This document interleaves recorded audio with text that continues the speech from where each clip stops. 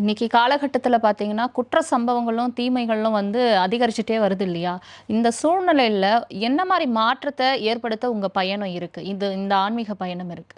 நிச்சயமாக இந்த மாதிரி சூழல்கள் காற்றோடைய தன்மைகள் அவரோட காற்று வேகமாக இருக்கிறனால தான் டக்குன்னு சூறக்கத்தியை எடுத்துகிட்டு போய் டக்கு டக்குன்னு குத்துறாங்க. அந்த வேகமாக ஓடுற காற்றை, அந்த வெறி பிடிச்ச காற்றை கொஞ்சம் நம்ம ஊரில் சொல்லுவாங்கள்ல, கொஞ்சம் நம்மளே வளர்த்த பாசமாக வளர்த்த நாய்கள் நம்மளே கடிச்சு வச்சுருப்பாங்கள்ல, அந்த மாதிரி மனிதர்களே எடுத்துகிட்டு போய் கத்தியை எடுத்துகிட்டு போய் சூறக்கத்தியை எடுத்துகிட்டு போய் ஒரு 2000 ரூபாய்க்கு 3000 ரூபாய்க்கு 10,000 ரூபாய்க்கு 5000 ரூபாய்க்குலாம் டக்கு டக்குன்னு கிழிச்சு விட்டுறாங்க. சதைகளை கிழிச்சு விட்டு ரத்தம் வர வச்சிடுறாங்க. இந்த மாதிரி மனிதர்கள்கிட்ட சுவாசம் அதிகமாக ஓடும், தீவிரமாக ஓடும். அப்போ இந்த மாதிரி ஓடுறத கொஞ்சம் கட்டுப்படுத்தி அவங்கள ஒரு இயல்பு தன்மைக்கு கொண்டு வந்தால் சூறக்கத்தி எடுக்க மாட்டாங்க. போய் ஏதாவது ஒரு மல்லிகைப்பூ தூக்கிக்கிட்டு அப்படியே அவங்க போயிட்டே இருப்பாங்க. இப்போ இதுக்கு தான் இது வழி இது. இப்போ நம்ம தலைவர்கள், நம்மக்கிட்ட இருக்கிற சட்ட கோட்பாடுகள், நம்ம பள்ளியில் இருக்கிற மாணவர்கள்கிட்டலாம் இந்த சுவாசம் சம்மந்தமாக பேசுகிறதுக்கான மாஸ்டர்ஸ் இல்லை. இது நிகழப்படணும். இது ரொம்ப முக்கியமானது. இது ஆன்மீகம் கிடையாது. ஒவ்வொரு தனி மனிதனுடைய அந்த ஒரு உண்மைத்தன்மைக்கு இருக்குது அப்படிங்கிறது தான் என்னோட செயலாக நான் சொல்கிறேன்.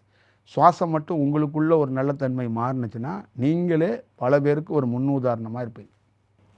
இப்போ முந்தைய காலத்துலலாம் பார்த்தீங்கன்னா, முதியோர்கள் அந்த காலத்து ஆட்கள்லாம் வந்து ஆன்மீகத்த தேடி தான் அதிகமா பயணம் மேற்கொண்டாங்க.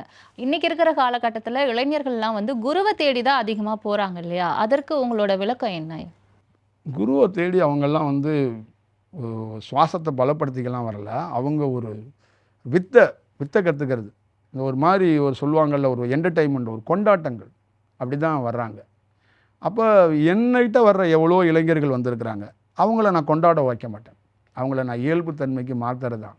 அப்போ ஓடி வந்தவனை நடக்க விட்டுருக்கேன், நடந்து வந்தவனை உட்காரவே வச்சுருக்கேன், உட்காரவே முடியாதவனை நிற்க வச்சுருக்கிறேன். இப்படி நான் பல்வேறுபட்ட சூழல்களில் பல்வேறுபட்ட இளைஞர்களுடைய போக்குகளை, மனநிலைகளை நான் மாற்றிருக்கேன். அப்போ யாரையுமே சிவன் பாட்டை போட்டுக்கிட்டு ஆடெல்லாம் யாரையும் நான் வைக்கல.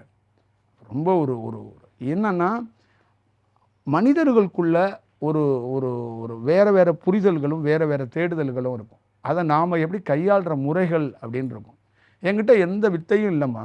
என்கிட்ட இருக்கிற ஒரே ஒரு விஷயம், இந்த சுவாசத்தால் என்னை கட்டுப்படுத்த முடியும், அதே மாதிரி இந்த சுவாசத்தை வச்சு உங்களையும் ஒரு சரியான பாதைக்கு வழி நடத்த முடியும் அப்படிங்கிறது தான் நான் ஒரு ஆசிரியராக நினைக்கிறேன்.